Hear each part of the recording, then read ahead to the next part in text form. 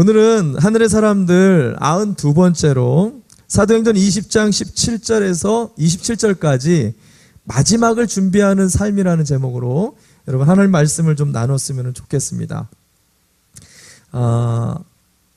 세상을 이렇게 보면은 우리가 시작을 갖다가 좀 화려하게 하거나 또 멋지게 하는 사람들은 참 많습니다. 근데 마치는 것을 그렇게 좋게 마치는 사람은 시작과 반면에 많지 않은 것을 보게 된다는 거죠.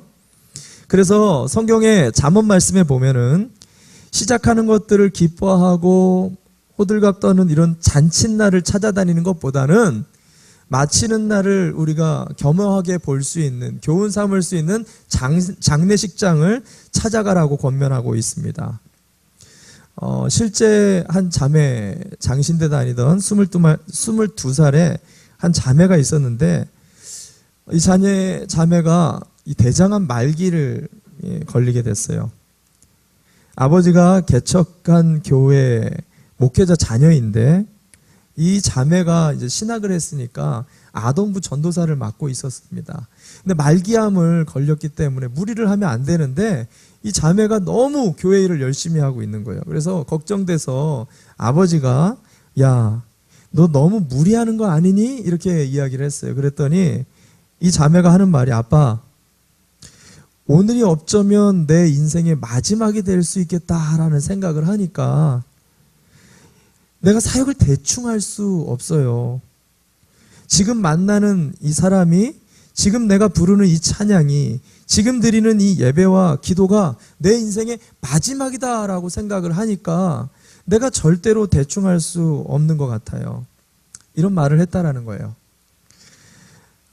우리 인생의 마지막이라는 것을 생각하게 될 때 현재의 삶에 뭐가 우선이고 뭐가 나중이고 뭐가 중요하고 뭐가 덜 중요한지 인생을 좀 다이어트하고 최선의 삶으로 좀 만들어갈 수 있는 것, 이것을 영어로 우리는 finish well, 잘 마치는 삶이다라고 부릅니다.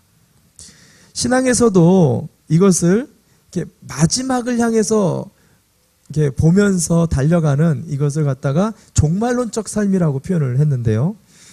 저와 여러분이 지금 살펴보고 있는 이 사도행전을 보면은 바울의 삶이 그랬던 것을 보게 됩니다. 특히나 오늘 여러분과 함께 살펴보았었던 이 20장, 이 20장은요, 바울이 이제 3차 전도여행을 잘 마치고 예루살렘을 돌아가기 바로 전에 여러 교회들 앞에, 그리고 대표적으로 에베소 교회의 장로들을 청해가지고, 원래는 에베소를 들어가서 얘기를 해야 되는데 일정이 너무 바쁘다 보니까 에베소를 거치지 못하고 항구인 밀레도라는 지역에서 약 48km, 한 4일 정도의 거리에 있는 항구 도시로 장로들만 불러다가 리더십들이죠, 그들에게 하는 마지막 고별 설교가 바로 이 20장의 내용입니다.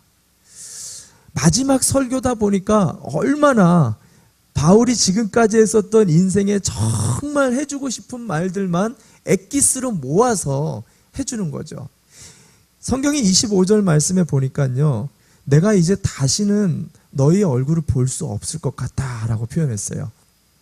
마지막으로 이들에게 하는 이 메시지의 내용이 얼마나 중요할까요? 얼마나 중요할까요? 많이 중요하다. 많이 중요하다. 그래서 이번 주와 다음 주까지 바울이 우리에게 전하는 자신의 인생에 이제 더 이상 자신의 사역을 마칠 때쯤 하게 되어지는 이 고별 설교를 가지고 마지막 준비하는 인생이 어떻게 살아야 되는지, 그리고 마지막 시대라고 부르는 이 종말 시대를 살아가는 우리의 신앙의 삶이 어떻게 되어야 되는지를 바울의 권면을 통해서 여러분과 좀 살펴보기를 원하는데, 오늘은 우리가 일반적으로 3가지 주제를 보는데 오늘은 4가지로 여러분과 조금 더 나누도록 하겠습니다. 대신 짧게 나누도록 하겠습니다. 첫 번째, 바울이 우리에게 finish well, 마지막으로 잘 마무리를 하는 인생을 살려면 주변인들에게 나를 물어보라 라고 이야기를 합니다. 주변 사람들에게 나를 물어보라. 여러분이 여러분의 인생을 살 때 중반을 달려가는 사람도 있고 마지막 때를 살아가고 있는 사람들도 있는데, 다 같이 오늘 바울은 우리의 삶 가운데 결산을 한번 해보라고 이야기합니다. 근데 그 결산을 내 자신의 삶이 지금 잘 가고 있는가, 내가 어떤 삶을 지금 살고 있는가를 알려면 여러분 주변 사람들에게 여러분이 어떻게 살아가고 있는지를 물어보라라고 얘기하는 겁니다. 오늘 본문에 17절과 18절 말씀을 한번 같이 보겠습니다. 17절 18절입니다. 제가 읽어드리겠습니다. 바울이 밀레도에서 에베소로 사람을 보내어 교회 장로들을 불렀다. 장로들이 오니 바울이 그들에게 말하였다. 여러분은 내가 아시아에 발을 들여놓은 첫날부터 여러분과 함께 그 모든 시간을 어떻게 지내왔는지를 잘 아십니다. 바울이요, 이 마지막 설교를 하기 위해서 에베소에 있는 장로들을 청했다 그랬죠. 이거는 그냥 교회의 장로들을 불렀다라는 게 아니라 자기가 에베소에 왔을 때부터 지금까지 3년 동안을 자기의 모든 것을 너무나 옆에서 잘 보고 듣고 함께 사역을 했었던 가장 친한 사람을 불렀다라는 거죠. 그 사람들을 불러놓고 뭐라고 얘기해요? 여러분들은 내가 어떻게 살았는지를 안다라는 거예요. 나를 아는 사람들을 불러놓은 겁니다. 여러분들에게 여러분들이 어떤 삶을 살았고 그리고 어떤 지금 현재 내가 어떤 사람이라는 것을 알려면 누구에게 물어보면 가장 정확하게 대답을 할 수 있을까요? 누구에게 물어보면? 우리 교회 장로님께 물어보면 될까요? 권사님께 물어보면 될까요? 그렇죠. 여러분들의 배우자에게, 여러분들에게 자녀에게 물어보면 내가 어떤 사람인지 그나마 조금 더 정확하게 알 수 있을 거라는 것입니다. 아마 이번 주에 여러분들이 이 말씀에 순종해서 한번 내가 지금까지 어떤 삶을 살아왔고 어떤 사람인지를 한번 여러분들의 주변 사람들에게 물어볼 수 있는 시간들을 좀 가져봤으면 좋겠어요. 근데 이렇게 물어보다 보면은 사람들이 그렇게 내가 원하는 대답을 얻을 수가 없는 것을 알게 될 것입니다. 여보, 당신은 너무 화를 자주 내는 것 같아. 여보, 당신은 왜 자기밖에 몰라? 당신은 고집이 너무 세. 엄마 아빠는 사랑이 없는 것 같아. 왜 맨날 싸워? 왜 맨날 폭언해? 왜 그렇게 살아? 이렇게 내가 원하는 대답을 들으면 좋은데 아마도 여러분들이 이번 주에 한 번만 물어보신다면 내가 원치 않는 대답들을 아마 듣게 될 거라는 것입니다. 근데 여러분, 그게 나라는 것을 알 수 있어야 돼요. 대부분의 사람들이요, 관계 속에서 문제가 일어나는 가장 큰 이유가 뭐냐면 내가 나를 잘 몰라요. 내가 상대에게 어떻게 비춰지고 있는지를 잘 모르기 때문에 자꾸만 실수를 하게 되는 거예요. 그런 점들을 들어주기 위해서 하나님은 우리에게 배우자를 주신 거예요.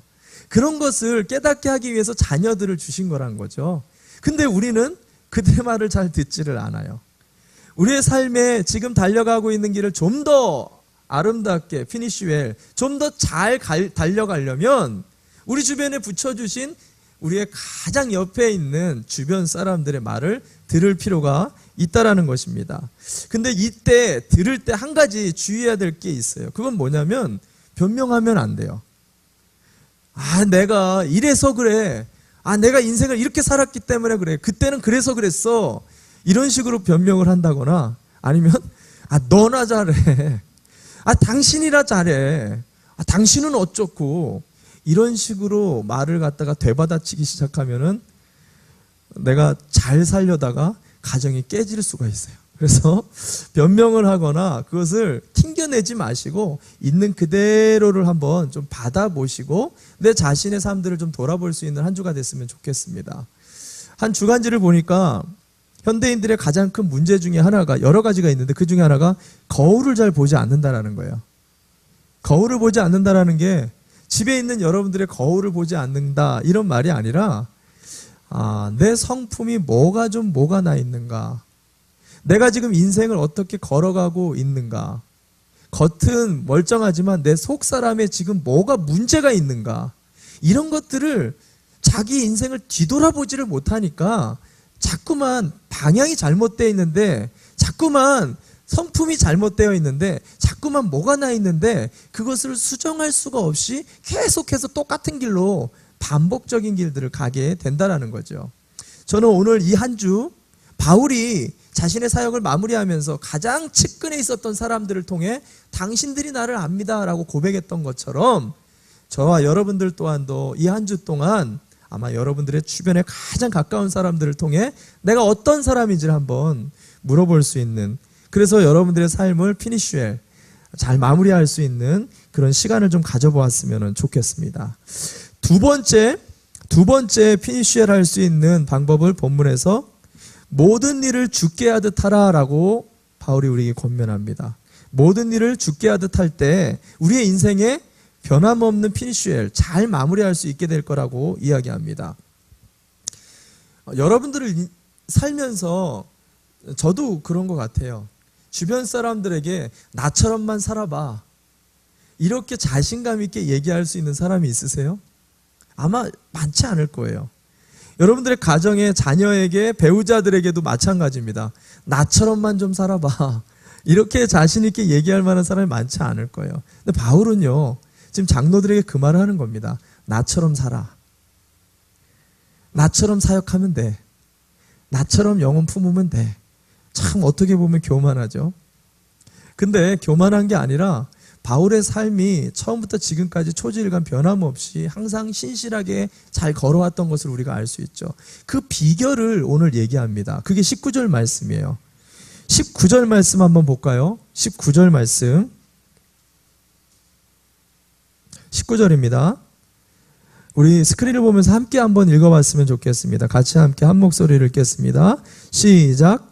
나는 겸손과 많은 눈물로 주님을 섬겼습니다. 그러는 가운데 나는 유대 사람들의 음모로 내게 덮친 온갖 시련을 겪었습니다. 이 문구는요, 굉장히 중요한 목회 서신의 핵심입니다. 그래서 많은 목회자들 컨퍼런스에 가보면 이 문구를 가지고 설교를 수없이 하고 있어요. 저를 좀 봐주세요. 여기 보면은 바울이 뭐라고 얘기를 하냐면, 그는 지금까지 에베소 교회를 섬겼는데 교회를 섬겼다라고 표현하지 않아요. 성도들을 섬겼는데 성도를 섬겼다라는 표현하지 않아요. 수많은 사역을 했는데 수많은 사역을 섬겼다라고 표현하지 않고 그는 딱 한마디로 표현했어요. 뭐라고? 주님을 섬겼다라고 표현을 하고 있다는 사실입니다. 여러분, 이것은 굉장히 중요한 표현입니다. 내가 말썽 많은 성도를 섬겼다라고 표현하지 않았어요. 내가 아무도 안 알아주는 그 사역을 하느라고 고생했다라고 얘기를 하지 않고 이 모든 일들을 내가 주님을 섬겼다라고 표현을 한다는 거예요. 여러분, 이 작은 차이가 우리의 마무리를 전혀 다르게 만들 수 있다라는 표현입니다. 골로새서 3장 23절에 바울이 뭐라고 했냐면 무슨 일을 하든지 주께 하듯 하고 사람에게 하듯 하지 말라라고 이야기를 했어요. 여러분, 바울이 처음부터 마칠 때까지 변함없이 자기에게 맡겨진 사람과 상황과 사역을 항상 초지일관으로 늘 그 주신 면류관을 향해서 변함없이 달려갈 수 있었던 목회의 원칙 하나가 뭐냐면 주님께 하듯 했다라는 것입니다. 저는 저와 여러분의 인생 속에서 변함없이 가져야 될 가장 첫 번째 신앙의 원칙이 있다라면 무슨 일을 하든지 사람에게 하듯 하지 말고 마치 주님을 섬기듯이 내 배우자를 대하고 주님을 섬기듯이 내 자녀를 대하고 주님을 섬기듯이 내 인생을 대하고 주님을 섬기듯이 우리가 모든 관계들을 해 나갈 때 그들의 인생 속에 아름다운 마침이 있을 거라는 것입니다. 근데 이 말을 하면서 바울이 한 가지 주의사항을 또 집어넣고 있는데, 근데 주님을 이렇게 섬기듯 너희가 인생을 마무리 잘 하려면 두 가지를 기억해야 된다. 그 두 가지가 뭐냐면 겸손과 눈물이라고 얘기를 해요. 겸손과 눈물. 여러분, 겸손이 뭔지 아시죠? 겸손. 어느 집사님이 주일날 설교를 듣고 겸손하라 하니까 은혜를 좀 받았던 것 같아요. 그래서 이 사람이 집에 가가지고 자기의 차를 벤츠를 타고 다니다가 내가 겸손해야지 렉서스를 뽑아가지고 타고 다니는 거예요. 어느 집사님이 또 은혜를 받았다고 수백만 불짜리 집을 갖다가 팔아가지고 쬐끄만한 50만 불짜리 작은 집을 샀어요. 여러분, 이런 식으로 행동을 하는 것이 바로 우리가 생각하는 인간의 겸손이 될 수 있다는 거예요. 이게 성경이 얘기하는 겸손일까요? 여러분, 겸손은 굉장히 주관적이고 상대적일 수가 있어요. 그래서 내가 생각하는 겸손이라는 것으로 남들 앞에서 자칫 잘못 얘기하다 보면요, 은혜 받는 사람도 있겠지만 시험에 드는 사람이 많을 수가 있습니다. 왜? 겸손이 다 자기 주관대로거든요. 높낮이가 너무 심해요. 성경에서 말하는 겸손이라는 의미는요, 마치 큰 산 앞에서 한 사람이 서 있는 것과 같은 장면입니다. 무슨 말이냐면, 위대하신 그 주님 앞에 그 영광 가운데서 아주 작고 초라한 흉악한 괴수 중에 괴수요, 죄인 중에 죄인이요, 내가 노폐물보다도 더 못한 아주 냄새나는 인간이라는 것을 깨닫는 순간, 아, 내 생각이 별거 아니었구나. 내가 가지고 있는 지금까지 배운 지식이 아무것도 아니었구나. 내가 수많은 경험했었던 학식과 경력이 아무것도 아니었구나. 내가 주님 앞에 내세울 게 아무것도 없는 죄인일 뿐이구나. 이것을 깨닫는 순간 그 사람이 자기 자신을 버리고 깨뜨리는 것, 이게 겸손이라는 거예요. 그래서 우리가 겸손해지려면은요, 내가 날마다 뭔가를 노력하고 수고하고 굽신굽신대고 네네 하면서 돌아다니는 게 겸손이 아니라, 성경에서 말하는 겸손해지려면요, 주님을 계속해서 깊이 있게 묵상해야 된다는 거예요. 큰바의 얼굴에 대해서 지난번에 이야기했죠. 어니스트라는 청년에 대해서 내가 저 정직하고 성실한 사람이 되고 싶어서 매일같이 큰바의 얼굴을 바라보고 그 사람을 묵상했었더니 어느 날 수년이 지나서 그 큰바의 얼굴이 내 얼굴이 되어 있더라는 거예요. 내가 그 어니스트, 내가 정직하고 성실한 사람이 되어 있더라는 거예요. 그래서 히브리 기자는 뭐라고 얘기합니까? 너희가 예수를 깊이 생각해야 된다라고 얘기를 합니다. 여기서 깊이 생각한다라는 것은 곱씹는다는 표현이에요. 계속해서 소가 여물을 먹듯이 계속 쉼없이 계속해서 곱씹는 거예요. 그걸 놓지 않는 것입니다. 희한해요. 소 여물 먹는 거 보신 적 있죠? 야, 하루 종일 씹고 있어요. 그게, 저는 소가 그 여물을 먹는데요, 너무 맛있어 보이는 거예요. 와, 소 여물 먹는 거 보신 분 있는지 모르겠어요. 진짜 맛있게 먹습니다. 근데 하루 종일 먹어요. 제가 그게 고등학교 때 얼마나 맛있어 보이는지 저 또한 그 여물 먹었다가 난리 날 뻔했어요. 여러분, 내 화가 치밀어 오를 때, 내가 수치와 모욕감이 들 때, 억울한 생각이 들 때, 답답한 일을 당할 때마다 계속 곱씹을 해요. 뭘? 예수님을. 나 때문에 수치를 당하시고, 나 때문에 모욕을 당하시고, 누구보다도 외로운 삶을 사셨고, 누구보다도 고통을 당하셨고, 인간이 당할 수 있는 가장 밑바닥인 그 예수를 계속 곱씹을 해요. 곱씹으면요, 거기서 뭐가 흘러나와요?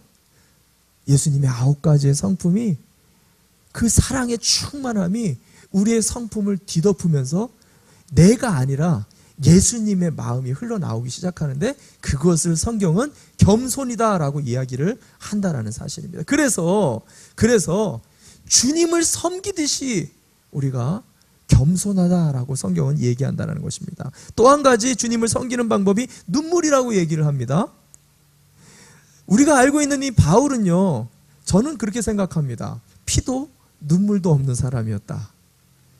스데반을 죽일 때 보세요. 피를 흘리는데 전혀 눈 하나 깜짝을 안 했어요. 성경에서 저는 바울이 예수님 담에석에서 만나기 전까지 눈물을 흘린 적을 한 번도 본 적이 없잖아요. 근데 담에석에서 예수님을 제대로 만나니까 그때부터는요, 눈물의 사람이에요. 피도 눈물이 있는 사람이 되더라고요. 예수님의 피가 있고요, 날마다 우는 사람이 되더라고요. 빌립보서 3장 18절에도 그가 빌립보서를 쓰면서 빌립보 교인들을 생각할 때 눈물이 폭포수같이 흘렸다고 기록되어 있어요. 고린도 교회를 향해서 고린도후서 2장 8절에 보니까 편지를 쓰는데 그가 쉼없이 눈물을 흘리며, 내가 너희를 생각할 때 눈물 없이는 쓸 수가 없었다라고 편지를 이야기하고 있죠. 오늘 보고 있는 이 에베소 교회의 교인들을 향해 31절의 말씀에 나가보면 뭐라고 그러냐면, 내가 주야로 에베소 너희 성도들을 생각할 때, 새벽마다 기도할 때 눈물이 폭포수처럼 흘렸다고 기록을 하고 있어요. 저는 바울이 서신서를 쓸 때마다 마치 너무 습관처럼 얘기하길래 이게 인사인가? 인사치레 말인가? 그 정도로 노력을 하면서 목회를 열심히 했다는 표현인가? 라고 생각을 했습니다. 근데 제가 깊이 이 말씀을 좀 묵상해 보는데, 그런 의미를 포괄적으로 초월하는 어떤 영적인 의미가 있더라고요. 바울은 지금 무슨 말을 하는 거냐면, 자기가 품었었던, 자기가 세웠었던 그 교회가 아니라 정말 사랑하는 자기의 가족이 되었다라는 표현을 하고 있는 거예요. 여러분 생각해 보세요. 여러분들이 자녀들을 키우면서 지금까지 부모가 자녀들을 이렇게 키울 때 답답한 일이 있어요, 없어요? 답답한 일이 있죠. 아주 창피한 일도 있고, 아주 오해 살 일도 많고, 아유, 내가 이놈의 자식들 때문에 그냥 갖다가 그냥 다 그냥 버려버리고 싶은 마음들도 여러분들은 없겠지만 저는 가끔 한 번씩을 하게 돼요. 어쩔 때는 정말 이 녀석들이 이해도 못하고 답답하고 대화가 안 통하니까 그런 어려움들도 부모님들이 토설할 수 있습니다. 근데 참 희한합니다. 부모들은요, 자식 때문에 일어나는 곤란과 고통과 아픔 때문에 단 한 번도 울지 않더라고요. 부모가 자식을 위해 울 때는 언제냐면, 내가 하나라도 더 해주지 못한 거, 부모가 이것밖에 되지 못해서 더 너희를 섬겨주지 못하고 더 크게 키워주지 못하고 내가 하나라도 더 너를 보태주지 못하고 너에게 인생에 도와주지 못한 그 안타까운 마음 때문에만 부모는 울게 된다는 거예요. 바울이 서신서를 쓰면서 울었었던 가장 핵심에는요, 그가 이것 때문에 당하는 수치와 모욕과 고통 때문에 울었다라는 얘기가 하나도 나오질 않아요.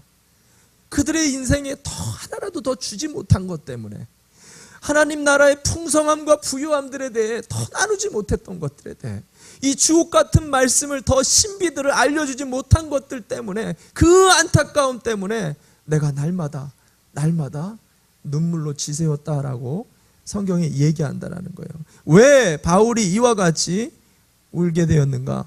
교회가, 성도가 가족이 되어버린 거예요.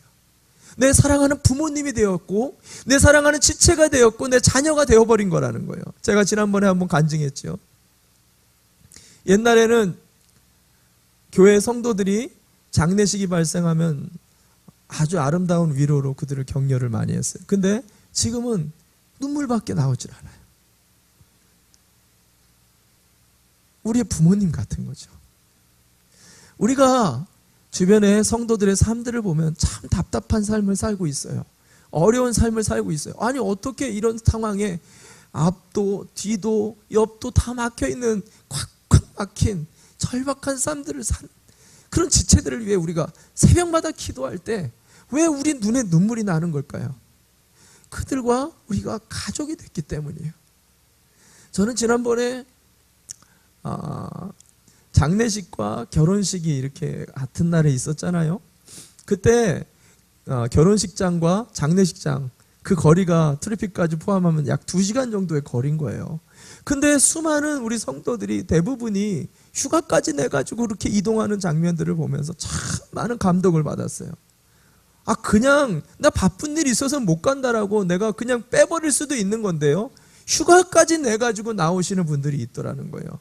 그리고 그냥 예의상 결혼식 갔다가 또 이 장례식까지 가려면은 그 복장도 갈아입어야 돼. 얼마나 힘들겠습니까?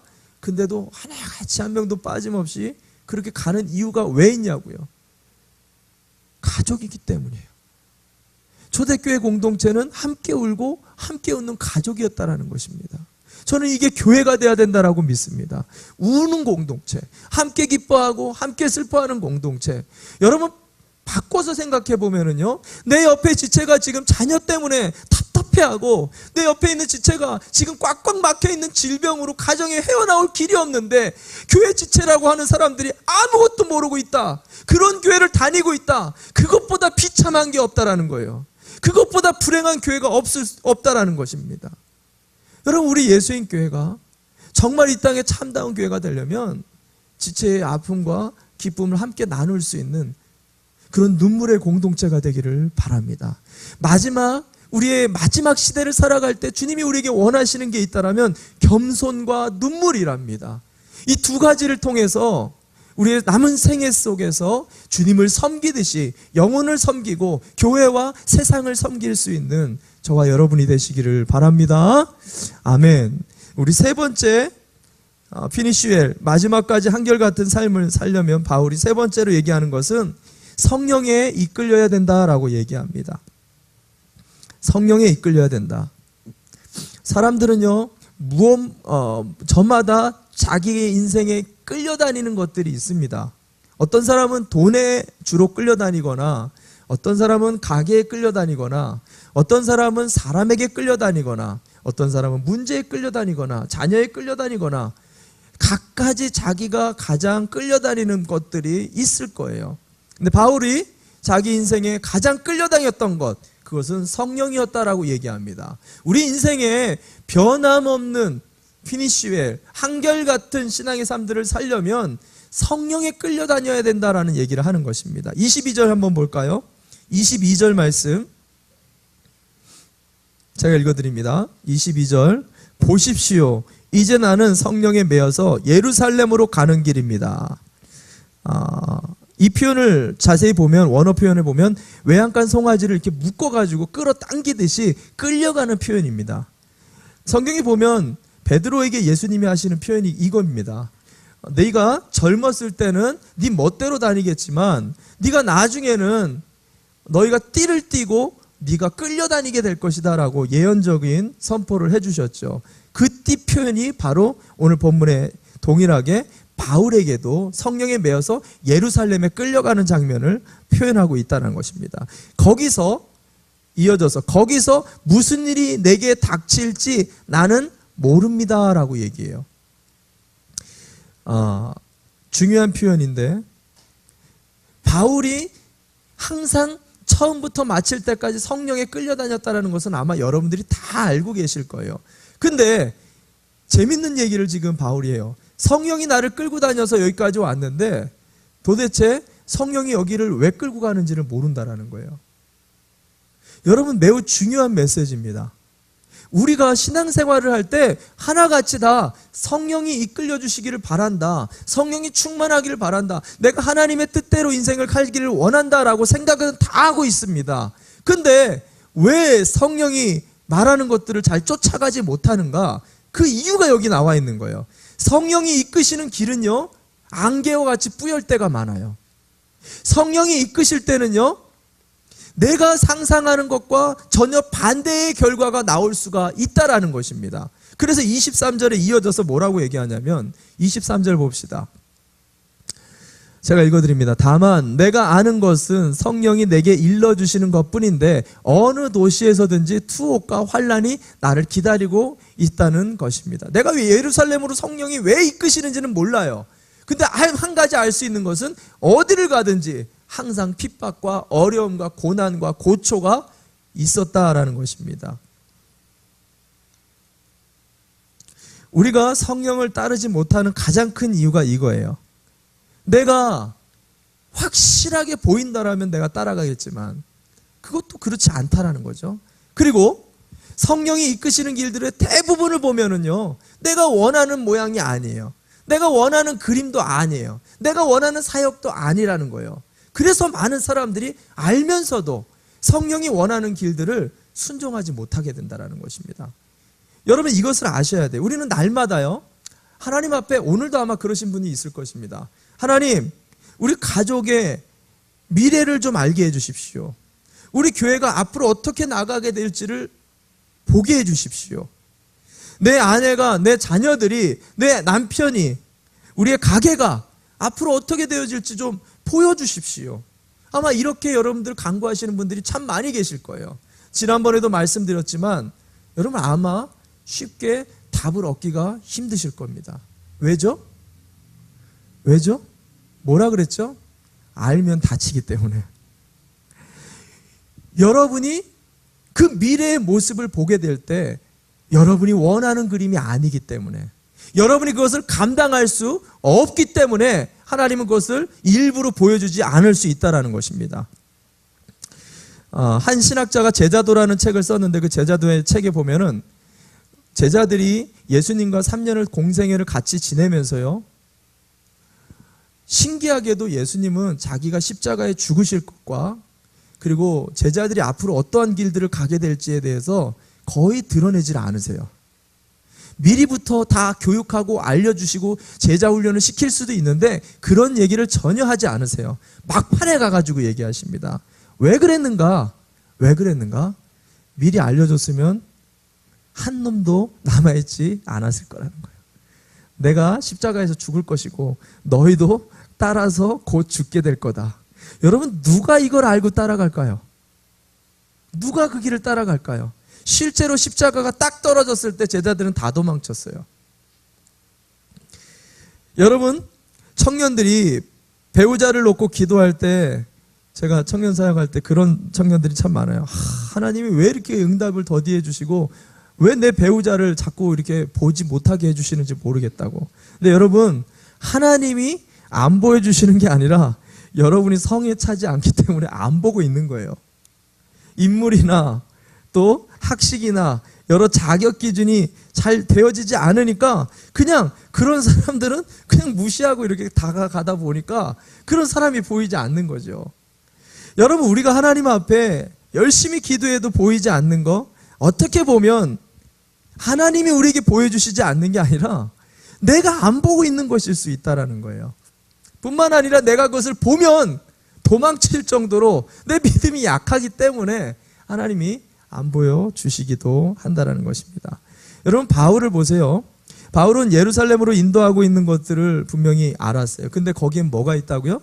투옥과 환난과 핍박이 분명히 기다리고 있대요. 그러면서 뭐라고 에베소 교인들한테 얘기해요? 내가 이번에 가면 다시 못 돌아올 거다. 자기가 죽을 거라는 거예요.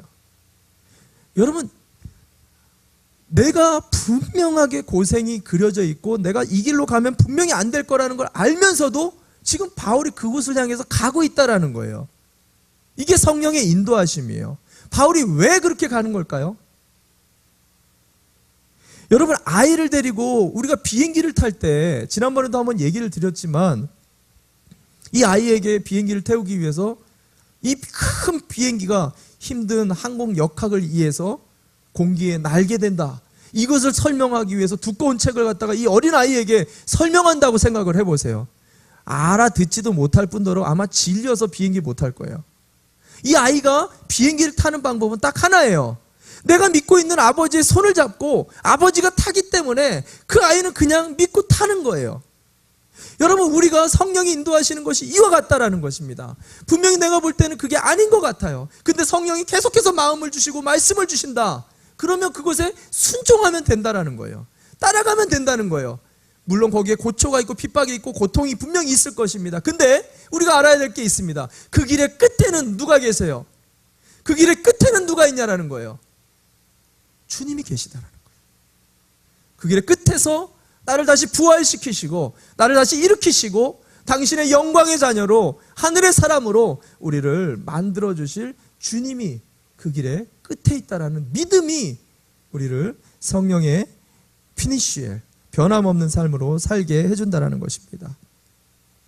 70년대 말에 오랫동안 한국에 내려와서 활동하던 그 간첩이, 유명한 간첩이 하나 있었는데 이 간첩이 잡혔어요. 이 간첩이 워낙 거물급이다 보니까 한국에서 이 안기부죠. 중앙정보부에서 이 사람을 이렇게 회유해서 정보를 알아내기 위해서 고문도 하고 별 방법을 다 썼습니다. 근데 불어야 말이죠. 얘기를 해야 말이죠. 그러다가 그 교도소에 들어오는 목사님을 통해서 복음을 전하게 됐는데 그 목사님이 들어와서 순수하게 복음을 전하면서 그 간첩에게 이보시오, 예수님을 믿으세요. 예수님을 믿으면 구원받을 수 있습니다. 라고 이렇게 얘기를 했더니 그 간첩이 그렇게 얘기를 했대요. 목사 동무, 정말 당신이 예수를 믿는 것이 당신의 인생에 가장 중요한 일이라고 믿고 있습니까? 이렇게 질문을 했다는 거예요. 그랬더니 목사님이 당연하죠. 당연히 그렇습니다. 라고 대답을 했습니다. 그랬더니 이 간첩이 나는 북의 수련동지를 그리고 북의 주체 사상을 가장 중요하다라고 믿고 있습니다. 그래서 이것을 지키고 이것을 전파하기 위해서 나는 남한에 죽으러 왔습니다. 이 말을 했다는 거예요. 그러면서 목사 동무가 정말 예수가 가장 중요한 분이라고 믿는다면 당신은 왜 그 예수를 갖고 북한에 가서 죽을 생각을 하지 않습니까? 목사님 아무 말 못했다는 거예요. 헌신된 간첩 아닙니까? 굉장히 헌신된 선교사적인 간첩이에요. 우스갯소리 같지만은 아마 바울이 그 자리에 있었다라면 담대하게 내가 죽으러 북한에 가겠습니다. 이렇게 얘기하지 않았을까 생각이 듭니다.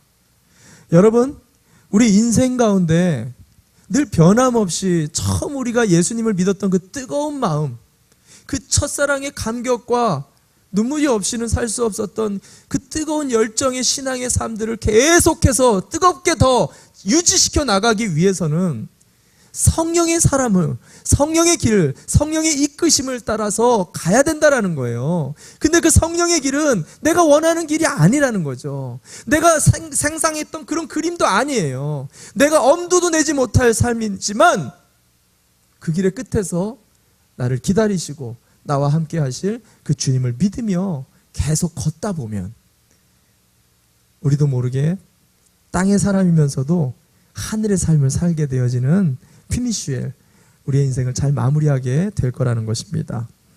마지막으로 네 번째 신앙의 피니쉬엘은 책임지는 사람이 되어야 한다라고 얘기합니다. 이 말씀이 중요하기 때문에 빼지 않고 짧게 전합니다. 피니쉬엘 네 번째는 책임지는 사람이 되어야 한다라고 얘기합니다.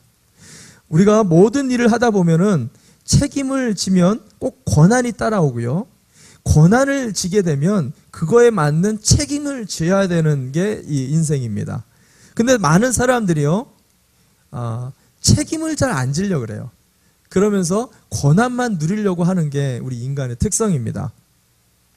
바울은 우리 인생에 있는 책임을 분명하게 질 줄 알아야 되는데 그 책임이 뭐냐면 사도행전 20장 26절에 이렇게 말합니다. 26절 말씀 한번 볼까요? 26절 제가 읽어드립니다. 그러므로 나는 오늘 여러분에게 엄숙하게 증언합니다. 여러분 가운데서 누가 구원을 받지 못하는 일이 있더라도 내게는 아무런 책임이 없습니다. 우리 인생의 마지막 결산의 시간에 주님은 분명하게 여러 가지 인생의 책임을 우리에게 물으십니다. 근데 그 여러 가지 책임 중에 주님이 가장 강하게 묻는 책임이 있답니다. 그게 뭐냐면 영혼 구원에 대한 책임이에요. 영혼 구원에 대한 책임. 바울이 지금 그것에 대해서 얘기를 하는 거예요. 나는 지금 주님 앞에 선다 할지라도 나는 영혼 구원에 대한 책임이 없습니다. 마치 이 말을 그냥 들으면 난 무책임한 사람입니다. 이렇게 들을 수가 있어요. 근데 그 반대죠. 내가 지금까지 영혼 구원에 대하여 내 전력 전심으로 달려왔기 때문에 나는 그것에 대해서 전혀 책임을 질 필요가 없습니다라고 얘기를 하는 거예요. 저는 오늘 이 바울의 고백이 저와 여러분이 주님 앞에 섰을 때 저와 여러분의 고백이 되었으면 좋겠습니다. 여러분이 그렇게 당당하게 영혼 구원에 대한 삶들을 살기 위해서는 오늘 이 말씀을 좀 집중해서 들을 필요가 있어요. 여러분, 우리가 예수님을 믿는 한, 예수님을 믿고 있는 한, 내가 주변 사람들에게 복음을 증거해서 그들이 예수님을 다 믿을 수는 없어요. 그들이 예수님을 믿고 안 믿고는 그분들의 책임이에요. 그러나 내 주변에 있는 사람들에게 복음을 증거해야 되는 것은 내 책임이라는 거예요. 이거에 에스겔서에 보면은 예언서로 나와 있습니다. 에스겔서 3장 17절 18절 말씀입니다. 에스겔서 3장 17절 18절 말씀 제가 읽어드립니다. 사람아, 내가 너를 이스라엘 족속의 파수꾼으로 세웠다. 그러므로 너는 내가 하는 말을 듣고 나를 대신하여 그들에게 경고하여라. 가령 내가 악인에게 말하기를 너는 반드시 죽을 것이다 할 때에 내가 그 악인을 깨우쳐 주지 않거나 그 악인에게 말로 타일러서 그가 악한 길을 버리고 떠나 생명이 구원받도록 경고해 주지 않으면 그 악인은 자신의 악한 행실 때문에 죽을 것이지만 그 사람이 죽은 책임은 내가 너에게 묻겠다. 여러분, 매우 무서운 말씀입니다.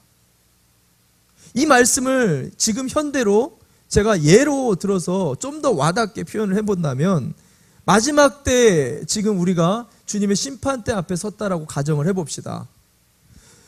예수님이 심판대에 이곳에서 저와 여러분을 심판하고 계세요. 마치 공항에서 그 수속을 받는 수속대와 같죠. 근데 저와 여러분에게 그리스도의 피가 있고 믿음이 있기 때문에 저와 여러분 같은 사람들은 아마 익스프레스 라인으로 그냥 슉슉 그냥 지나가지 않을까. 근데 문제는 아직 예수님 믿지 않는 사람들입니다. 그런 사람들이 이 검사대를 지날 때 마치 뭐 금속이 있어가지고 검사대에서 삐삐삐삐 걸리듯이 예수님의 보혈의 피가 없는 사람들은 지나가면 삐삐삐삐 걸릴 거예요 아마. 이런 사람들은 딱 멈춰놓고 예수님이 오시죠. 자, 네가 너의 인생의 파노라마를 한번 열어보자.